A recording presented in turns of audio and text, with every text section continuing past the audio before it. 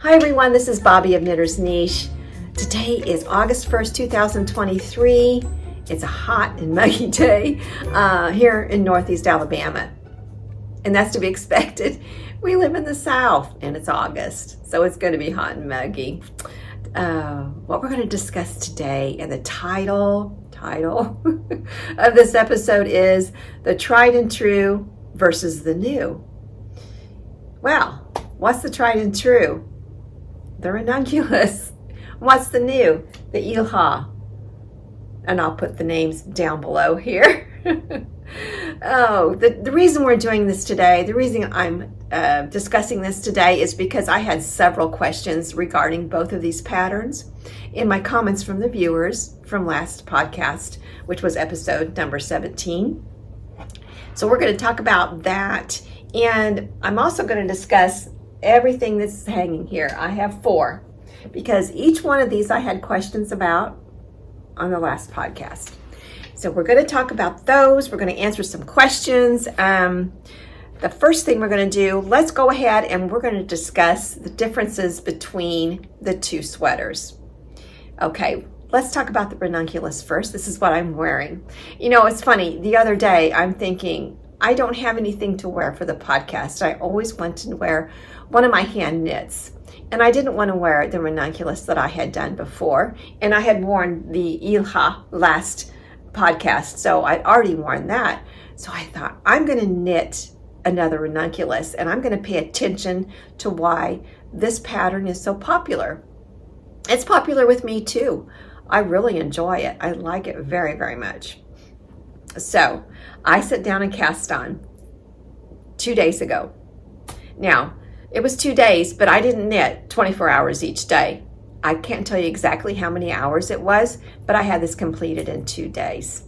And the yarn I'm knitting with is the Purl Soho Santolina.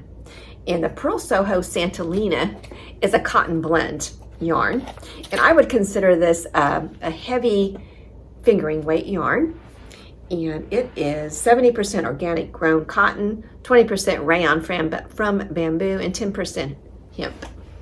And there it is. And the yardage on this is 328 yards to 100 grams.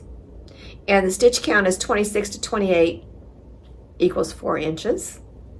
And the needle size they recommend is 2 or 3, which would be 3 or 3.25 millimeter needles.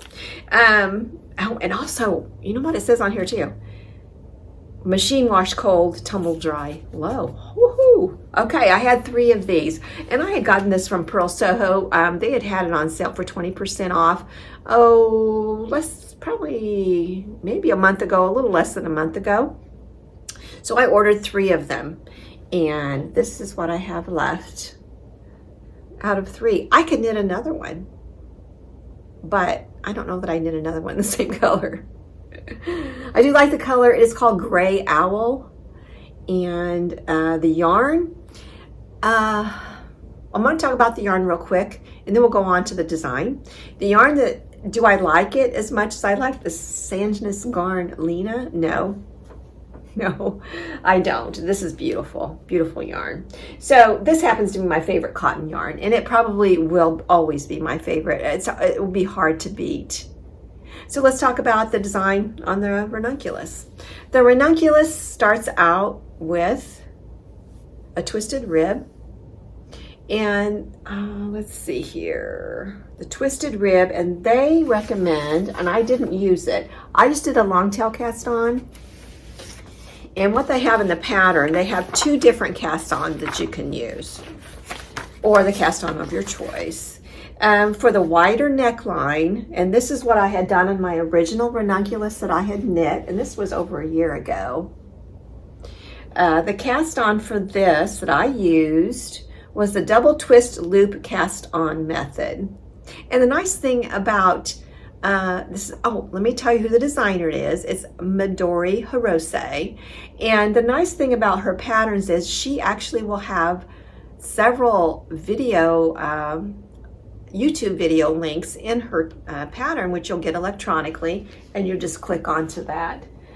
So anyway, that was the cast on I had used, And this sits on me nicely. And I have worn it in the past, and if you look at past episodes, you could take a look at that. And it fits me nicely, but this one's lower, and I just did the long tail cast on. I wish I would have done this cast on. And, you know, I thought I did the long tail cast on when I knit this, and I'm thinking, it's set lowered. It was pretty, you know, and this is pretty. It's not that it's not pretty, but the long tail cast on is a little tighter cast on than the one they suggested. Again, it's the double twist loop cast on method. So it starts out with the same number for every size, and it remains the same numbers all the way through here until you start your raglan shaping down here. And the nice thing about the, another thing I like about, it's a quick knit, I like that about the Ranunculus, because it's knit on size US 10 needles is what's suggested, but I use the 9. And is it engaging? Yes, it's engaging. And just look at it, you can probably tell why. It's engaging because you'll come here and you'll do some stockinette. Once you get done with your short row shaping, they have short row shaping in the front, okay? And they have short row shaping in the back, which almost all sweaters have the short row shaping in the back. It brings the back up so it sits nicely and it's not pulling back on you. It sits up nice and fits nicely. So the short row shaping in the front is what you'll do after the ribbing here. It's a twisted rib. It's the twisted, you'll knit through the back loop, but you'll may do a regular purl. It's well, maybe you call it a half twisted rib. Okay, short row shaping, and then you go on to this detail here, and you have a little bit more stockinette. Then you get to and do something different, a little more stockinette. Then you do the lace and a little more stockinette, and then you end here, which is similar to this one, only it's done on different stitch count. You start the loop on a different stitch. So anyway, that's another thing I like about it. It is very engaging. Okay, so it's quick to knit. It also has, I want to say, like just a feeling about it when you're knitting it, because you have a looser gauge. It just has a little bit drapier feel in your hand, the yarn that you use, and it just feels good knitting it. It has a visceral feeling. So those are the things I like about the Ranunculus. And so what do I like about the Eelha? Because we're going to compare these two, the tried and true, and then the new.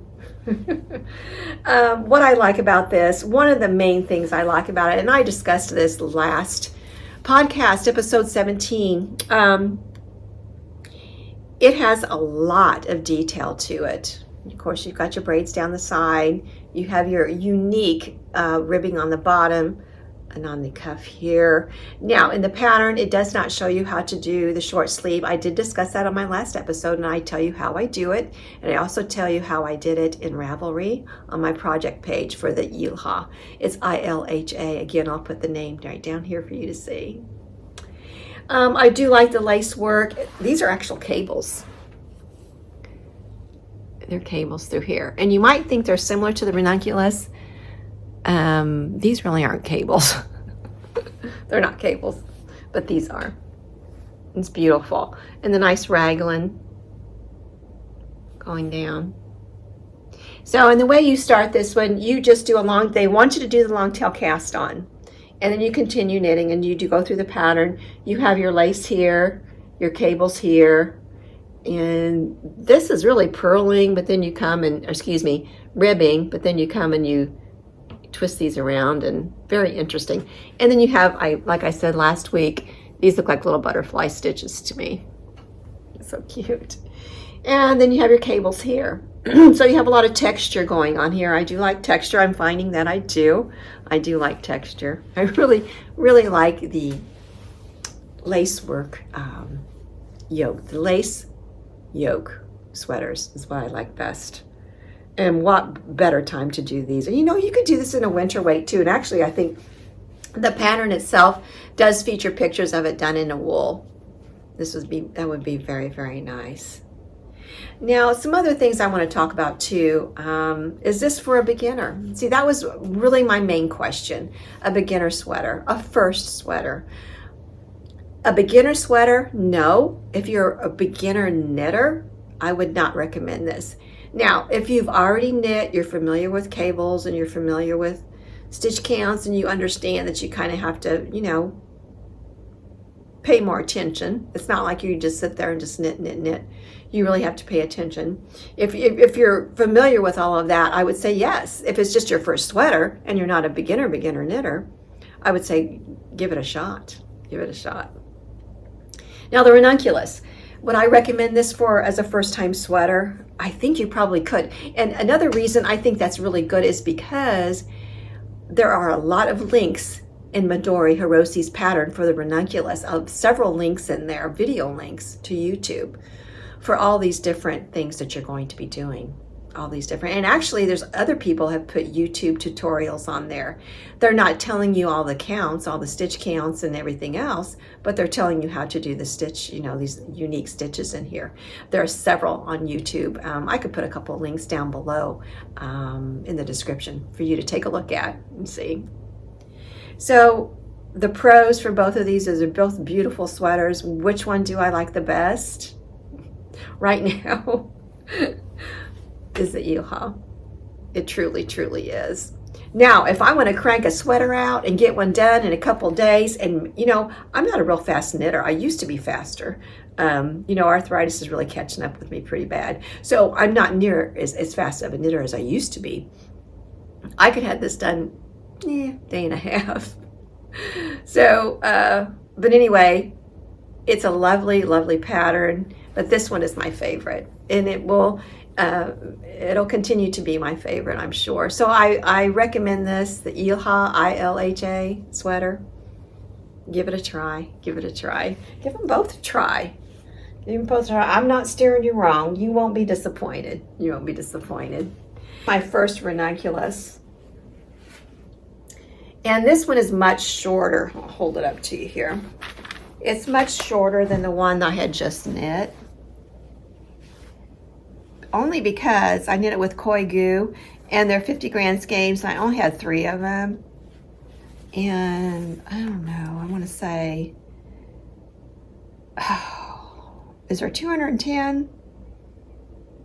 I don't remember. Anyway, this is all I had, so I'm definitely want to knit another with Koi Goo Premium Merino, because this is my favorite. This is my favorite wool. This is my favorite cotton blend yarn to use. Okay, so that's why this is there. Now, I had someone, this is where I had this last podcast. It was sitting here through the whole thing, and I'm just sitting and talking and doing my podcast. Didn't even mention this, didn't even acknowledge that it was hanging there. And I had a couple people ask me, what was that behind you? So this segment is, what's that behind you? This is the Summer Bliss tank, and this is knit with cotton. This was knit with We Are Knitters cotton. It's called The Cotton, and the color is called Light Salmon, and it is a worsted weight. This cotton is. Isn't this really pretty? Very, very pretty. Now, this is by Rhonda, and I don't know how you pronounce her last name. It was a test knit that I had done, and her last name is Yerxa, and I think she's had 2 that I know of, 2 other tanks since then that she has designed, and she gets them out there pretty quick. She gets her test knitters on them, and I had a great time doing that test knit. That was very, very fun. It was so much fun, and it's easy to do. It's written quite well. Very, very good. So that's that. Summer Bliss. Okay. And I also had a viewer mention, she said, did you know that Andalusia tank top is out? It's a short sleeve sweater, I guess, or sleeveless sweater, excuse me, is out on Ravelry, because there was a whole big thing. When I first talked about this, it was almost a year ago. Might have been a year ago. Well, couldn't have been a year. Yes, it was a year ago. It was my very first episode. I mentioned it, and not knowing that it wasn't in Ravelry. Not even knowing. So then I had a viewer tell me that is not on Ravelry. Oh, I had one tell me, I had one viewer tell me, well, that's not very nice of you. You put that on there and we can't even buy the pattern. And that was news to me. So I looked and looked, and sure enough, it wasn't on there. And I commented on the next episode. I apologized. I said, that's not on Ravelry. I said either one of two things happened. Either she put it on and has taken it off, but usually it'll say on there, not available any longer on Ravelry, or she just never put it on there. So I think just, oh goodness, maybe 5 or 6 days after that, I had another viewer say that it was on Knit Picks. Knit Picks, the yarn, Knit Picks here. I'll show you Knit Picks. Actually, I just got something from them in the mail the other day, Knit Picks, online. She said she went and searched it, and it came up that it was for sale on Knit Picks. So what I had done, this is it here. I love this. This is really nice. And it's cut in the back a little bit more. I love it. And it's done in a cotton linen blend. So anyway, on Ravelry, I messaged the designer, and I said, oh, I did a test knit. I said, but I'm not for you. A year ago, it was a test knit. And I had said, is there a way that I can go ahead and have you put that in my Ravelry library for me, since I test knitted for you? And she'd already given us another option, or given us an option for another one of her patterns. And I'd already gotten that. And I just didn't even think to even look to make sure, because they always give you the revised pattern after you've test knit for them.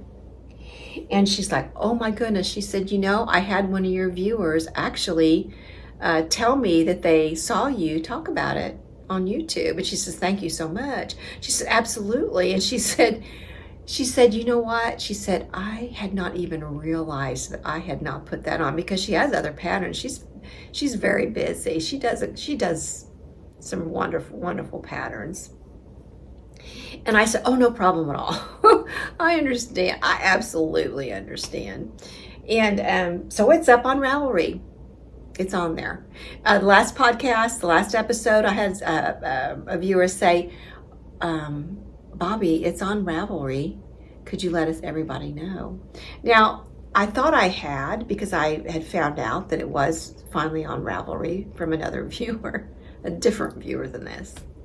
So anyway, it's kind of a convoluted little conversation I just had there, but that's what happened. That's what happened. So these we talked about today, they're all great summer knits. And the nice thing about it, you can knit them with any type of wool, and you can wear them in the winter too. You can knit them with wool and wear them in the winter. Okay, now let's go ahead. I'm going to go over some comments. I had some comments and some questions from some of my viewers, and I'm just going to go over them real quick here. You might recognize your name. Regina says, here's one of the questions that I asked last week, and I generally do each week, try to, is for all of you to let me know what you're working on. And Regina says, working on a Felix cardigan and an Alpine bloom tee. Well, guess what? I've got a story about my Alpine bloom tee to tell you in just a little bit. Tell you what's happened to that.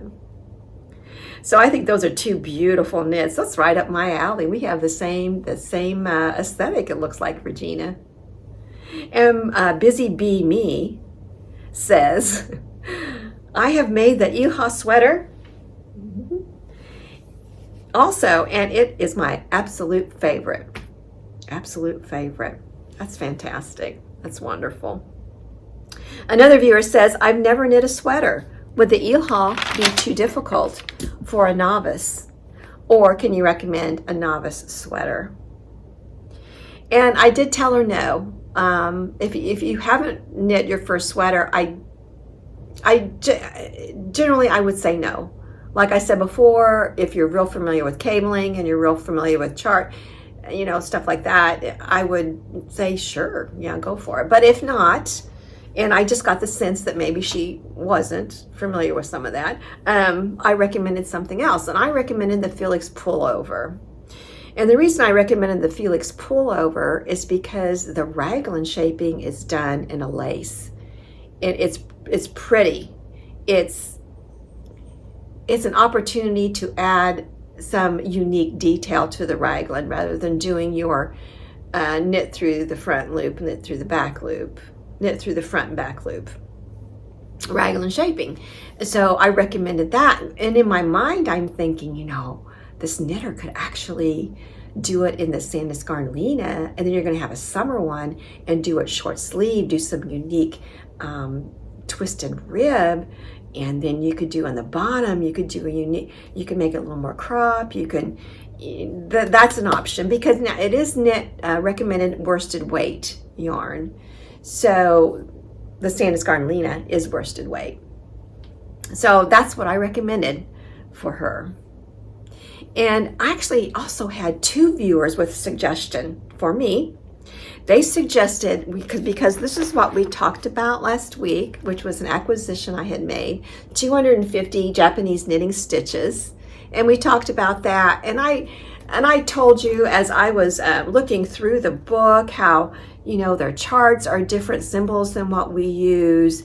Their language, their names for stitches are different than what we use. Some of them are.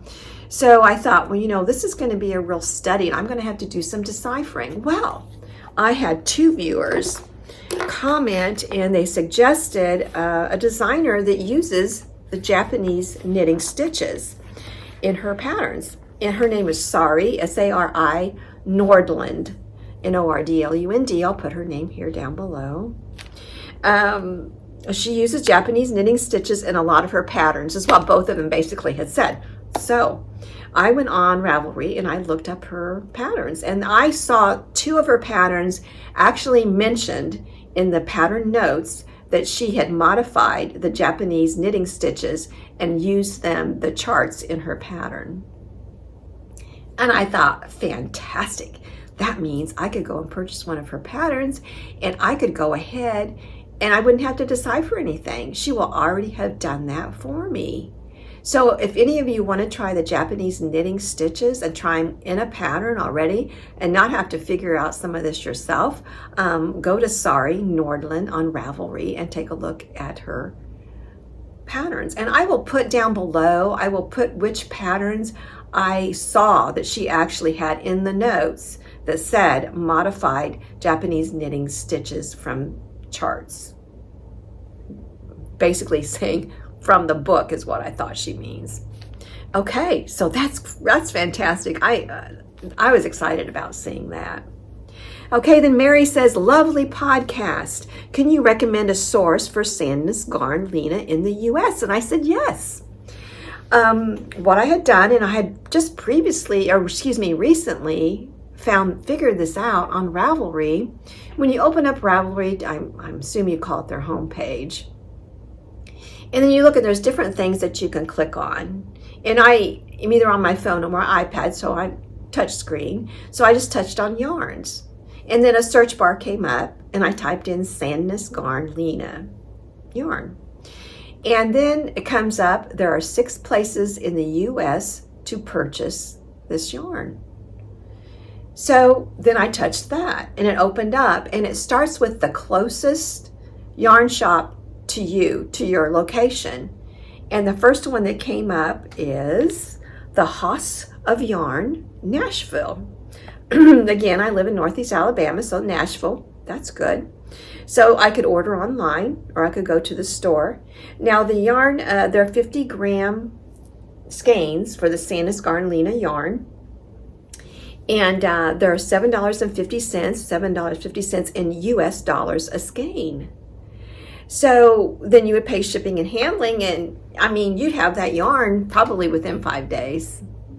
So there, and then if you go on there and you do that, and I let the viewer know, I replied to her comment, And so she can go ahead and have that done. And they'll have other ones that, you know, the further down you go on the list, the further away they are from you. Now, I just happen to live closer to Nashville. Now, I don't know where this viewer lives, but it'll come up closest to her and then on down further and further. So those are some of the questions I have from the last podcast. Thank y'all so much. I had well over 100 comments, so I haven't got to answer all of them, but I have read all of them. And I appreciate you all for subscribing, for commenting, and for liking, because it's really gotten my YouTube channel out there for other knitters to see, some other like-minded fiber friends to see. So that's what we wanted to talk about here. So now what we're going to talk about, we're going to talk about what's on my needles. Okay. Now, first of all, I want to talk about what happened to my Alpine Bloom sweater, my colorwork sweater. And if you recall, I was going to use the Ginger Snap. And it is called Satin Slip is the color. It's the dust fingering weight. And this fingering weight, it has 463 yards. Now, why in heaven's name I didn't put 2 and 2 together and understand that when you have, the more yardage you have, the thinner the yarn's going to be, because it's still 100 grams. Well, when I went ahead and did the color work, when I did it with the spin cycle dyed in the wool, because it's considered a sport weight, and this is what I was using, excuse me, I got tangled up a little bit. What I was using in my Alpine Bloom sweater, and this was so much thicker than this one. And so I started the color work, and I just kept going and I kept going. I thought, this is not working. I got my hand steamer out and I tried to smooth it out, get it to plump up, and it just was not meeting the thickness of the spin cycle. So I ripped it out. I frogged it. And in the meantime, I thought, what am I going to do? So I reached out to another yarn dyer that I really, really enjoy. And I figured she might have some plumper yarn, but I wanted it similar to that color. So I reached out to Yarn Cafe Creations. Her name is Christy. And Christy, I told her what I needed. I told her what I was looking for. I messaged her on Instagram through her shop. I clicked on shop, and then I messaged her. And she said, okay, tell me the yardage of the yarn that is too thin to be used with a spin cycle. So I told her it's 463. And she said, I said, do you have a plumper fingering weight? She said, oh, absolutely. She said, this is 437 yards, and it is definitely a plumper fingering weight yarn. So I learned a lesson. I learned a lesson that your yardage is going to determine how thin your yarn is, because each of these are 100 grams. So this is the color. It's called Manicure. Isn't it? It's so pretty. So pretty. And it goes lovely, just fantastic with the Grumpy Birds is the color I got. I called it Angry Birds last episode. Well, that was a real slip, huh? Okay, so these are the colors going together. And I wanted to keep with these colors, similar colors together, because I wanted it to represent the southern flowers that we have down here. They're bushes, they're shrubs. Mine don't get real tall. Mine are the limelight. They're the hydrangeas. So these are the hydrangeas I just cut this morning. And here's the colors. So here's this color. And really the Manicure is a makeup color, the color of makeup, like rouge. Isn't it beautiful? I can get a good light here. And then when you combine it with the spin cycle, see, that's got the green in it. I don't know if you can see green. Very nice. Very pretty. Here, we'll put this one in there. Maybe you can see it better, the green. And I almost said the ranunculus. The hydrangea, it starts out white and then they turn color. And they're just as fresh as can be. That's just the color it turns into. and which looks so pretty with this. So pretty. So I wanted to keep with those colors because I was looking to nature to find colors, and I have found that before. If you really want to look and find colors that go well together, just look to nature. Nature's never wrong. So we'll put this back here. Okay. So that's what happened with that. But then what happened?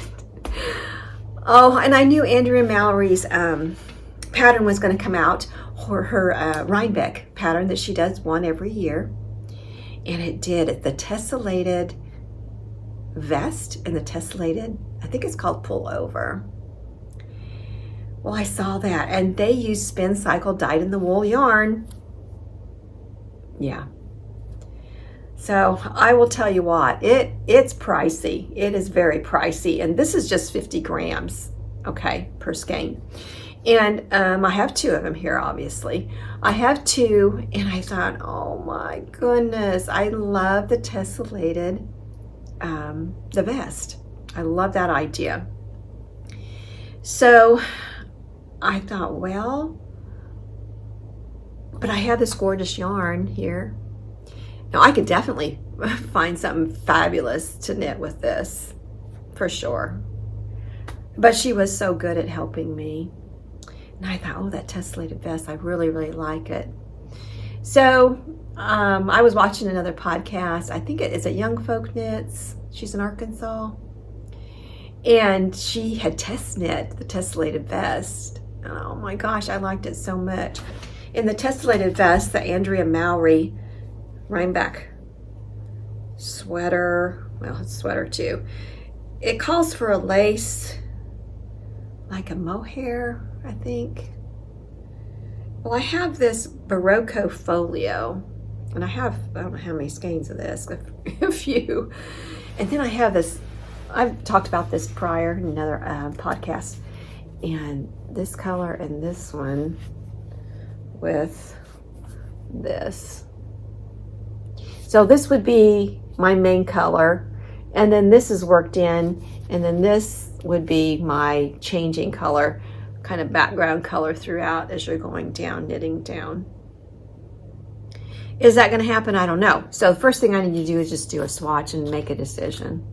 And I appreciate you, all of you, being patient with me on some of these decisions, but it's almost, when you have a podcast and you have every intention of knitting in these color combinations, and then if certain yarns don't work, then you're kind of stuck, and then not stuck, I shouldn't say stuck, and then there's a change of plan, and that's okay. We adjust, we change plans.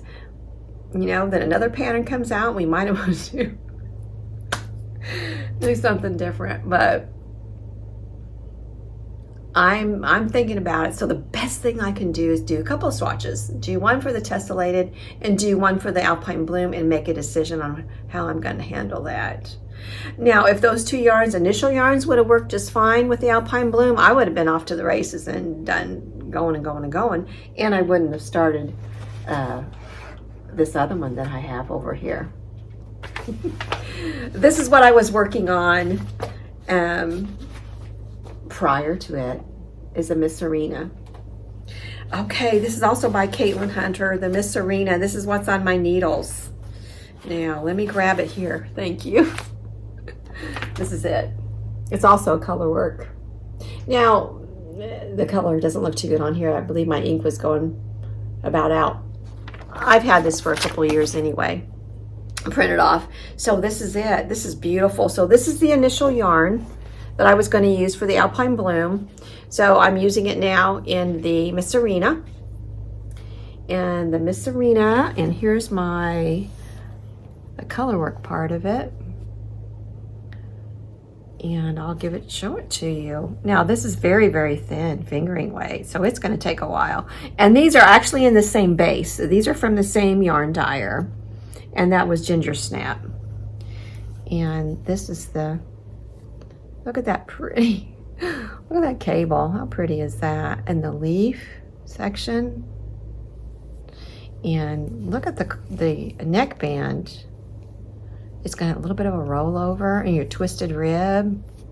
So as this is the front, right in through here. So it's got a little bit of that gray showing in the color work. And then of course, as you're knitting along, it'll change a little bit, and then it'll go back to a little bit of gray, I'm sure. So this will take some time. Again, it's that really fine, thin fingering way, but it feels very, very nice. It's beautiful. And if you follow me on Instagram, it's Knitters Niche, Knitters, Kniche. I actually have some pictures of this when I was working on it. So that's a Misurina. So that's what's on my needles. Okay. One more thing, and this is so exciting. This offer just came out of the blue. Just came out of the blue one day. I was playing pickleball one day, and I sat down, because, other players want to play too. So I sat down, and all the courts were full. And I got out my phone, and I went on Instagram, and I thought, I've got a message on Instagram. Well, I got a message on Instagram, and I thought, wow, this is great. I would love to do this. So I opened it up and I was reading along, and I got a message from Eweknit, Eweknit.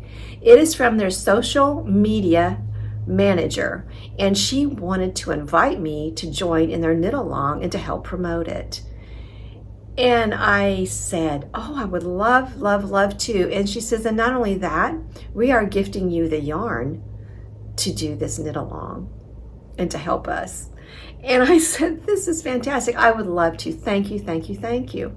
So this is the t-shirt. And now what I have for you, for all of my viewers, is a special code, so you get a 50% off for this pattern. And this pattern, it's funny. I have subscribed to their newsletter, to Eweknit. This is the sweater here. You can see Eweknit. And they're based in Canada. And I've already get their newsletter, so I already knew about this. And I remember thinking at the time, I would love to knit that. I would love to knit it. And then here we go. This is the pattern here. It is done bottom up. It's a bottom up sweater. It's a tee. And they also have kits on their website already done up. They've already done the work for you. I will put a link down below, and I'm going to give you that code here in just a moment. But the Florencia is worked from the bottom up with raglan shaping. The body and sleeves are worked separately in the round to the base of the yoke, then joined to work the raglan shaping, which that's not hard at all. That'll be easy. So that's part of it there. Now, I'm going to read just a little bit more about it, and then I'm going to give you that code. Okay, the Florencia. Originally published in Lane. I don't know if that's how you pronounce that, L-A-I-N-E. It's a knitting magazine. Number 14 is a simple all-over geometric lace tee. The lace makes this an engaging knit that will keep you cool for summers to come. If you have ever wanted to learn to knit garments but find sweaters too intimidating, here we go. Here we go. Great for a sweater, it sounds like. The simple construction and short sleeves make this a perfect first garment. Learn the basics of lace knitting, there you are, and chart reading in this easily repeatable lace pattern. This pattern comes with written lace instructions as well as charted, which makes a great opportunity to learn how to read charts. It really does. When a pattern offers written instructions for the lace and a chart for you to refer to, it's the best way to learn how to read a chart. The Florencia is of course great for summer, but can also be wearable in the winter as a layering piece, and will also be available with a fitted long sleeve option. So there's a long sleeve option in here too, short sleeve and a long sleeve, if you want to wear it as a sweater. All right, you guys. All right, here we go, everybody. This is your code. Now, what you'll need to do is you'll need to go to Ravelry. You'll need to search Florencia. You'll need to click on, I think it's buy now or something like this. But before you hit the final purchase, I don't know if it's purchase or buy, the final time, you'll want to put this code in, and it'll be toward the bottom, a little toward the center, almost to the left. Now, the pattern is available especially for your audience, my viewers, for 50% off on Ravelry using the code. Here we go. I'm going to put it down below here, FLOR. There's one code per customer, and come on, the more the merrier. Tell people about it. But again, don't forget to use that code FLOR, and I'll remind you about that toward the bottom here and down in the notes below. Go out there and knit the day. Have a great week, and I'll see you next time. Bye-bye. Today is Tuesday, August. Is it the 1st or is it the 2nd? I think it's 1st. Hang on, I gotta check. I try to do a little bit of a theme each episode, and this theme we're gonna do tried and true versus new. One is much more quick to knit than the other. One is easier to knit than the other. Now the other one has a lot more features to it, a lot more design features to it. Oh gosh, this is awful. Welcome to my home. This is my bonus room. This is where I set up and